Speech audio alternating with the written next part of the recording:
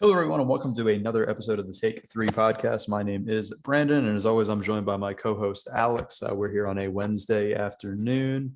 Kind of changed it up from the Thursday. Schedules worked out a little different, so we're here on a rainy Wednesday here in the Austin area of Texas, and we're here to kind of discuss kind of a week nine slate. I will say it's not really that intriguing. Obviously, we wake up actually, I don't really say this afternoon, Aaron Rodgers test positive for COVID. So obviously, I mean, Green Bay, Kansas City was at least semi intriguing on the cusp of things. But then that happens, and it's kind of like now we have Jordan Love going against Patrick Mahomes.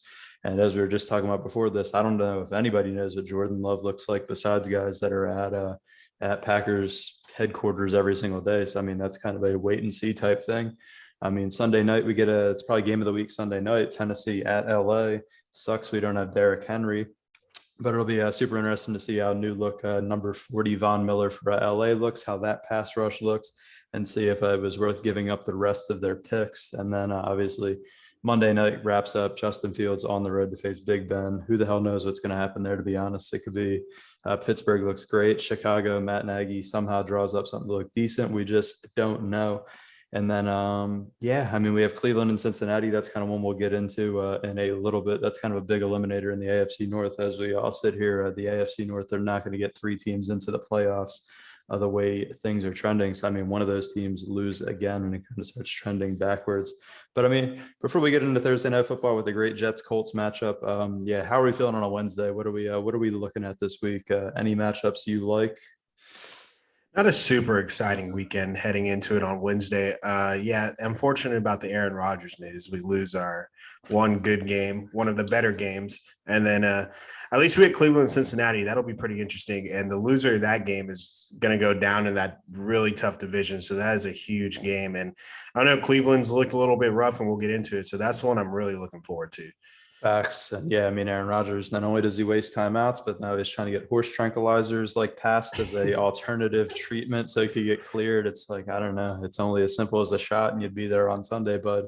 But now we kind of wait and see and to see what they look like. That kind of wipes it off of the talking point though, because there's nothing we don't know. It's such an unknown, and we only can talk about Kansas City so much. And everybody knows what Kansas City has to do to get the ship back on. But let's straight up jump into it. Thursday Night Football, we got an exciting matchup. We got Mike White leading the Jets on the road into Carson Wentz's house in Indianapolis.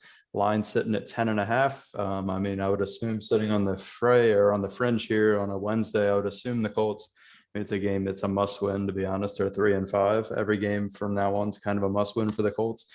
But it's yeah, I don't know. It's kind of intriguing. It's like you watch Mike White come out and look pretty good last week, knock off the Bengals. It's like, here we go again. Can the Jets go on the road now and go into Indianapolis and steal a game there and really send the Colts into kind of they're done. I mean, sitting at 3-6, and then the Colts should be sitting back and thinking, do we just bench Carson Wentz and to save our draft pick? But I mean, what do you look at going in here? Can Mike White kind of put on an encore performance of what we saw Sunday and dice up the Colts defense and steal another W? I will be thoroughly impressed if Mike White has a repeat performance and steals a W. If that happens, all credit to him and the Jets. I think they have a chance to be competitive. I don't think the Jets win this football game. The Colts are in a must-win spot. They had that brutal overtime loss against Tennessee.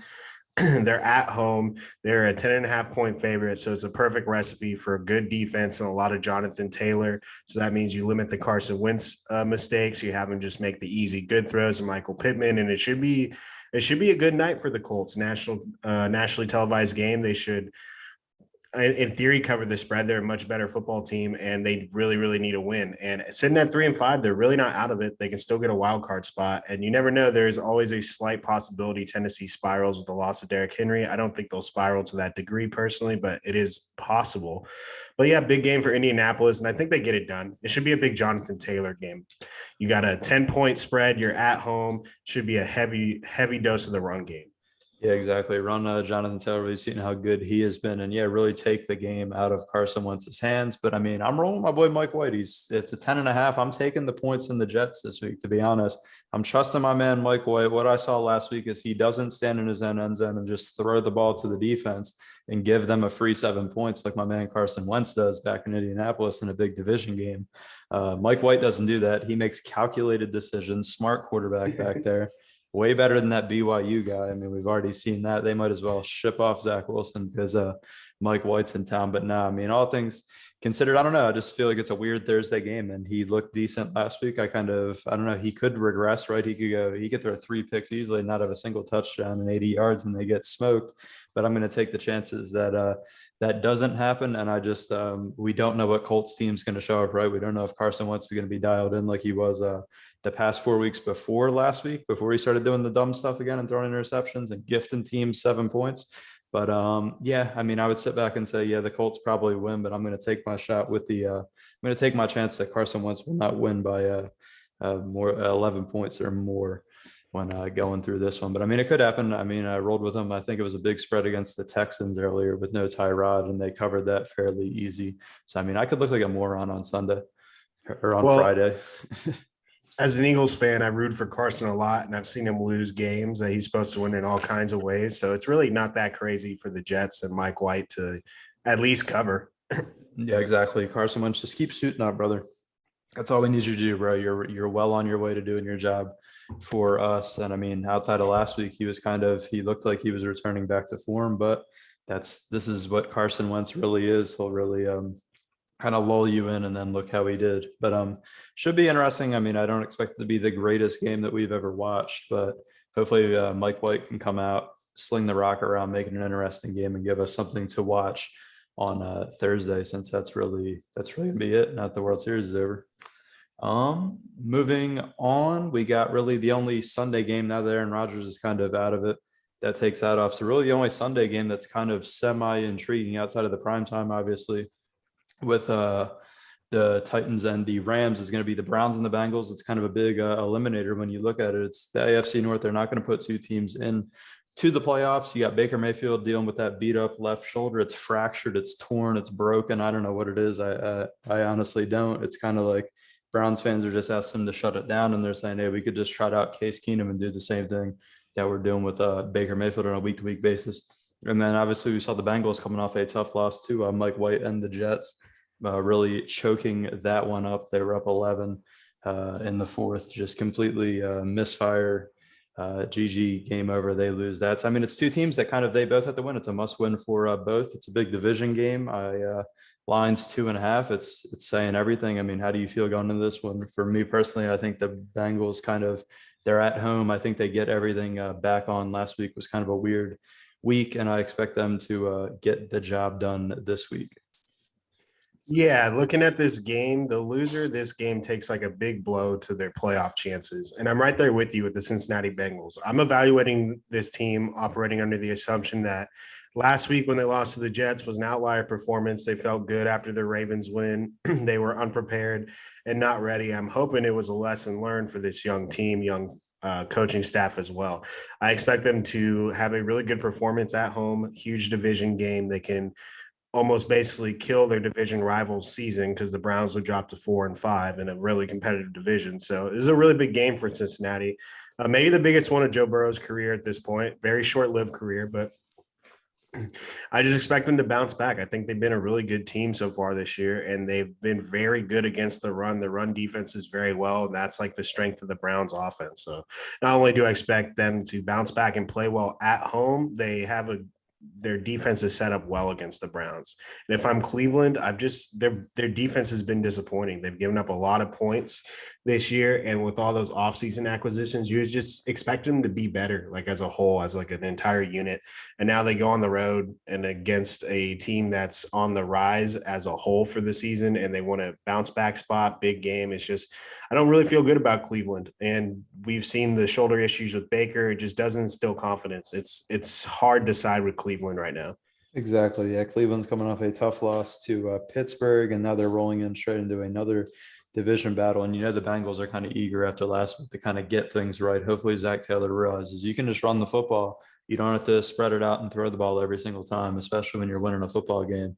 You can probably use Joe Mixon a little bit. Even if you want to use Samaj Perine a little bit, you could use him as well and just possess the ball, play smarter. And yeah, they're kind of rolling in. The Browns are rolling in. A lot of drama, obviously the Odell stuff. Odell's basically, they've said now he's basically done. He's not going to be with the team anymore. Stefanski told the players that, yeah, I mean, although he's on the roster, he will not be with them. They're kind of working through the financials of what it looks like will end up being a buyout, but the Browns at this time are willing to just kind of hold on to him and waste a 53-man roster spot on a guy that's not going to be there. Plus the Bakers beat up. And you mentioned the defense. It's kind of the defense has been less than stellar through 8 ball games this year. So I like where the Bengals are going to be hungry, and then the other team just has a lot of drama, a lot of injuries, and nothing. It's kind of just Cleveland, right? It's kind of what I thought last year when they kind of got all these personalities together. When you got a fiery personality like Baker, and then you bring an Odell into the locker room, and then you have a Myles Garrett, and you have a group of guys that when anything goes wrong, the whole thing could have imploded, and you're kind of seeing it implode. And then Baker not being 100% kind of adds on to it. So yeah, I would expect the Bengals to kind of gut punch the Browns and send them packing for the year, kind of, yeah, finish off their season, which they will take a great joy in doing that to a division rival.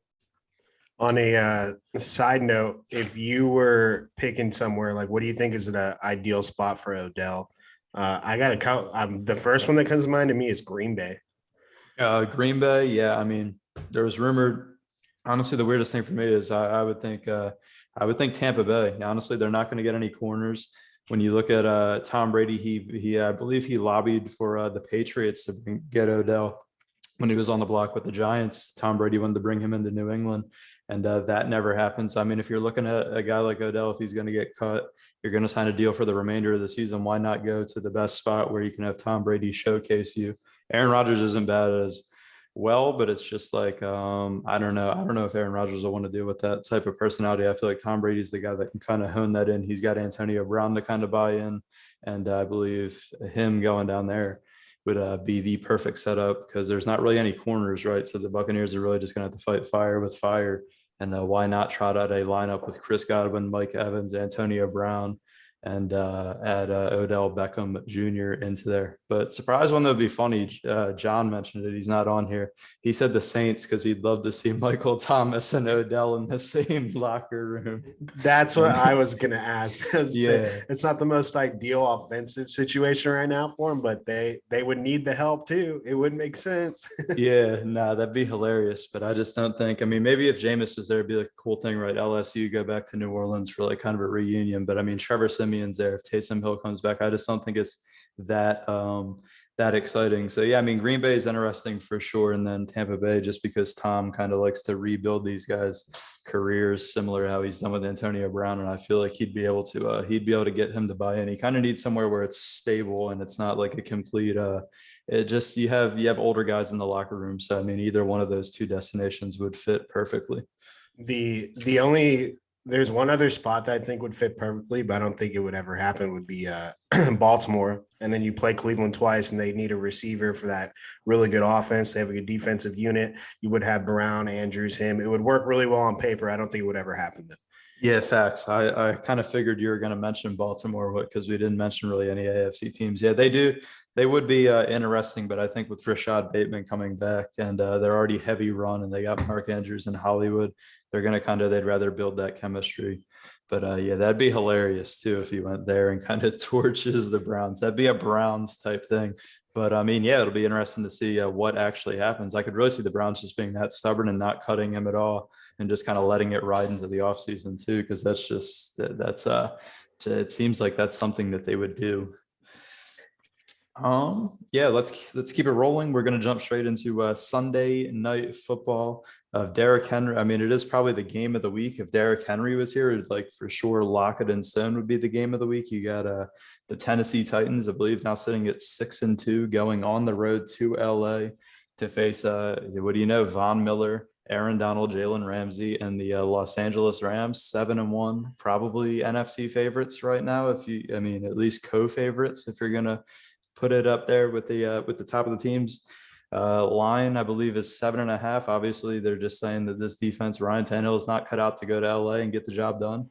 And honestly, yeah, we don't know. We don't know how they're going to look. I believe they're going to feature, is Adrian Peterson going to be on the roster this week? I know like they signed Peterson and Deontay Foreman, I believe, former UT guy. But it's going to be interesting to see what they can do. And then obviously, I mean, we know what the Rams bring to the table. So, I mean, the Rams, it kind of seems like the work is cut out for the Rams now that Derrick Henry is not there. It's going to be I think it's going to be a long night for the Titans, and we'll definitely see. We'll see if Ryan Tannehill can really make his money this week. How do you feel going into this one? Yeah, so even if they had Derrick Henry, it'd still be a really tough matchup, right? Because the Titans defense and those cornerbacks are not equipped at all to handle that Rams offense with Cooper Kupp and Matthew Stafford. Like they're going to be able to throw all over Tennessee. So like Tennessee really needed to control the game and score a lot of points. And now it became immensely harder without Derrick Henry, obviously. So I don't know. I'm worried about Tennessee if they can keep up point wise. I took the Rams in the spread because, Sunday night in LA, Von Miller's first game, I think that defense is going to be like humming. And I'm just worried about the Titans. Like, I'm not even sure if they'll have to stack the box against them now. And then like Tennessee has a huge play action game with AJ Brown. It's going to be much harder to be efficient in those. And I don't know. I'm just worried about Tennessee in that run game. They can definitely dial it up and get something going, but they have to score a lot of points if they're going to win this football game, because I don't see how that defensive unit can slow down the Rams. Exactly. Yeah. I just don't know what Tennessee is going to look like without Derrick Henry, as you mentioned. Even if they do have Derrick Henry, it's like I still probably like the Rams regardless, because Tennessee's defense is beat up, not the greatest unit, and Sean McVay, Matt Stafford, and those guys have kind of been rolling. Cooper Kupp's been eaten. They haven't really got Robert Woods into it, but they've just been doing their thing on offense, getting the job done. And it's going to be extremely hard for the Titans, not only to go on the road, but go on the road without probably your greatest weapon, the guy that really could set the tone and really kind of, you can milk clock and keep your defense off the field and keep the Rams offense on the sidelines. You can't really do that now if you're going to be running the ball with Adrian Peterson at 36 years old. I don't even know if he's going to be out there. I could be completely wrong. But they're just not going to have the same style. And as you mentioned, it's tough to set up those play actions if you don't have a respectable run game. Teams that respect Derrick Henry back there. And I don't know if they're going to get that same respect with him not out there. So it's kind of it's a tough one. It's tough when you're kind of playing your best football and then you lose Derrick Henry like that at 6-2. But that's the NFL, right? I will say this: if Tennessee goes on the road and manages to pull out a victory, it'll be incredibly impressive, and they'll instantly be one of the top 3 teams in the AFC to me. Yeah, I mean, if they somehow go with Derrick Henry or without Derrick Henry and just completely, they bring it to the Rams and find a way to win this game, that shows that's what you want. That's what you want to see in a team that can find multiple ways to win, right? We saw the Ravens do it prior to the Bengals loss, find ways to win, just whether it's the running game, whether it's Lamar doing stuff, whether it's the defense showing up. But I mean, to be pretty immaculate if the Titans were able to go on the road and steal this from the Rams, and it'd kind of be a gut punch for the Rams, right? You add Von Miller and then you lose right after you get him. It would kind of be a slap in the face. But I can't lie. I mean, I'd laugh like that. I would kind of enjoy that. But I went the Rams as well, 7.5. I think they'll have an easy night in LA. Let's jump into really the last game on the slate for week 9 that we're going to cover here. It's the highly anticipated matchup between the Chicago Bears and the Pittsburgh Steelers. I know there's lots of fans that are just waiting at the gates already to get in and see this matchup. You got 2 great offenses. Yes, like we got Justin Fields coming off, honestly, probably his best week. He ran for 100 in the touchdown. I think he threw for another $170 or $180 and another touchdown. What do you know? Matt Nagy's not there. You kind of do special things. So he kind of is trending upwards. And then, I mean, we know what the Steelers are. We sit here every week with the Steelers. Najee Harris has looked good. Big Ben's old. The defense is the defense. I mean, their route to victory is really kind of get after Justin Fields, confuse him, give him looks that he hasn't seen, and force turnovers out of him. We saw what the Bucs were able to do. It worked pretty damn well. So, I mean, if you're the Steelers, just watch that game tape and kind of figure out a way to emulate that, I would say, because I mean, your offense is your offense, right? It's not very good. What do you see here on Monday Night Football? You surprised us all, and you went with the Steelers after saying I pick against the Steelers every week, but now you need them to win by a touchdown. How are you feeling? I I know I finally picked the Pittsburgh Steelers in this atrocious offense, but the Chicago Bears are just worse to me. They have a worse offense, a worse offensive line, a worse head coach, and it's just it's weird to say, but getting Matt Nagy back, I don't know if that upgrades them offensively. You would think a team gets their head coach back, and obviously it's an improvement. I'm not so sure in this scenario. But Justin Fields, he has a terrible offensive line. It's not all his fault. And you're going on the road to Pittsburgh, Monday night game. That atmosphere is going to be pumping. The fans are going to be ready to go. That defense is going to be ready to go. I think their defense wins this game alone for them. And then obviously I think their offense is going to just score enough points to cover the spread. I don't think it's too much to win by a touchdown. Even with the Bears looking better last week and they kept it close most of the game, the Niners still eventually won by 11 and covered. They got that little bit of gap in the fourth quarter. And if Chicago keeps it close, I kind of expect the same thing to happen. Pittsburgh's defense just slows them down and just gets it done. Because like one touchdown, it is a good amount of points when you can't score the ball well, but they have an elite defense. It's at home. I just think they can just manhandle that Bears offensive line and just make Monday night a very long night for Justin Fields. Yeah, most high schools in Texas could probably manhandle the Bears O line. Let's be honest. Not any O line that's featuring Jason Peters isn't pretty. I mean, yeah, I mean, when you look at it, the line was probably 3, and then everybody heard Matt Nagy's coming back, and they said, let's bump it to 6, right? It's not going to be a good night, and I can kind of respect that. Matt Nagy's been atrocious. Their O-line's atrocious. They're the 32nd ranked offense for a reason. The only bright spot is maybe, get heavy Khalil Herbert going, get some Justin Fields running going. That seemed to work last week. When you get his legs involved, it causes problems for defenses, right? It's another thing that a defense has to game plan for. And then, Justin Fields really just has to play clean football. Like, you can't turn the ball over, can't throw interceptions, no fumbles. If you don't do any of that, because as you mentioned, I mean, the Steelers are a top 5 defense, right? Their offense is their offense, but the defense is legit over there with TJ Watt, Minkah Fitzpatrick, and those guys. So, I mean, they can disguise blitzes and force turnovers out of you, and the game spirals very quick. Because so I could really see it going either way, right? I could see it being close, or I could see the Steelers just jumping on them. I'm rolling with the Bears. I went Bears +6. I took the points and just said, hey, maybe Big Ben will have a bad night. Maybe he'll throw 2 picks and kind of not do anything. And then it'll be a 10-3 or 10-6 W Steelers. And we'll ride off. But I mean, both teams, heavy Najee. I'd expect a lot of Najee Harris, a lot of Khalil Herbert. And it's just kind of wait and see. Both O lines aren't good. I mean, it's not going to be a pretty game. It kind of sucks that they can just like flex games and move games around mid-season, because I'd love to get this moved off of Monday Night Football and maybe slide something else on there. I mean, that's really it. It's a week NFL week. Week 9 is kind of garbage. Any other like games that kind of stand out that you're going to be paying attention to and looking at intently outside of these 4? I mean, there is some other ones, but they're not talking points, I would say.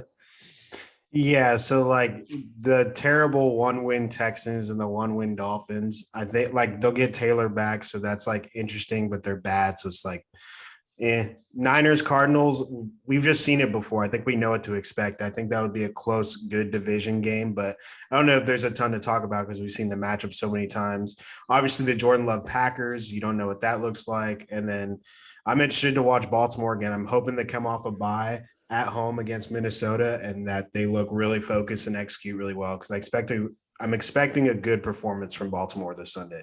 Yeah, Baltimore has to dial it up, get everything back, show everybody that that was a bad Bengals game. We'll see the Bengals again, and we'll get it right. They're playing Minnesota, so it's a perfect team. Kirk Cousins knows how to lose games. We saw him lose to a backup last week, so it'd be hilarious if he loses to Cooper Rush and beats Lamar Jackson in Baltimore. That'd be typical, like Kirk Cousins-esque, if I've ever seen it. Another one interesting. I mean, no Jameis Winston. Saints, Falcons line was like 5.5. I don't know how the Saints, I mean, we kind of know what the Saints are going to do. They're still going to try to play run heavy, but it's like, at least with Jameis back there, you kind of get some respect with his arm. He at least has a respectable arm. I don't know if teams are really going to respect Trevor Siemian, because I don't think Taysom Hill's back yet. He is like the longest concussion. It was a pretty bad hit, I guess, when he was carted off. But so I'm interested to see how they look. And then I'm interested in New England and Carolina, both 4-4. New England's kind of got things back on track. And I believe they were 2-4, so they pulled off 2 wins, obviously going on the road last week and beating the Chargers. I'm just interested to see them going up against the Panthers. It's kind of big one for the 4-4 teams. Both teams can get closer to a wild card slot. We'll kind of see Mac Jones continue to develop, and we got to see if Sam Darnold can really try to right the ship, because his ship's sinking fast, man. He hit the iceberg, and that thing is it's sunken, and they're kind of spiraling, and they really got to look at quarterback options and maybe, I don't know, tamper with Deshaun Watson and try to convince him to waive the no trade clause to Carolina in the offseason. But just think it's interesting when they're both 4-4 battling it. Yeah, because Sam Darnold's been bad for like 5 weeks in a row now. So I don't know. He's got to figure it out. And then the Saints, yeah, I mean, it's hard to see what's going on because you lose your quarterback. It's always going to be weird, but they just have a better roster. I picked the Saints all year. So like, I'm not going to bail on them halfway through, even though we lose my guy, Jameis. I'm going to probably keep picking the Saints. Yeah, I think Saints win. I'm just going to say, I think they win by like a field goal. I think it was like 5.5. So I think they'll win the game still. Like the Falcons are not great, but the Falcons can score. And yeah, hopefully I do that. To be honest, you got to pray. But yeah, I mean, anything, I guess we can jump straight into the spread picks. Our week 9 picks against the spread. Obviously we pick every game each week minus the Patriots for John. And then we do not pick Eagles games since we are both Eagles fans. Let's jump over to it.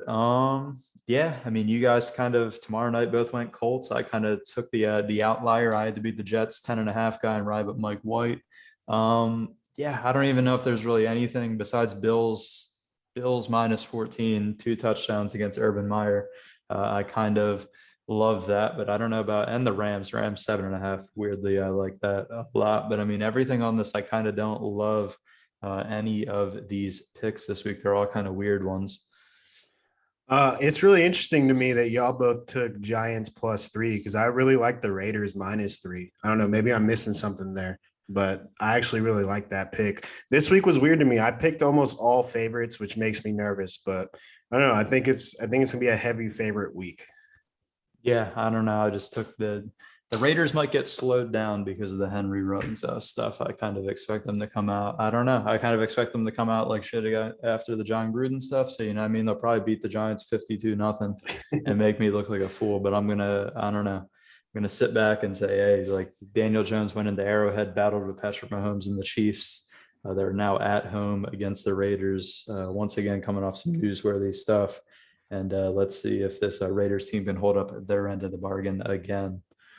That's really a wrap. Any other ones? We kind of, I don't know. You're the only guy that went Packers. You're the only guy that went Cardinals. You're the only guy that went Steelers. I'm surprised, honestly. Like the Packers one, I understand, but like, I don't know. I'm done riding with the Chiefs. They've let me down. Yeah, I'm surprised y'all both went Giants. I'm surprised y'all both went Bears. I'm surprised y'all both went Niners, honestly. I thought they'd be split.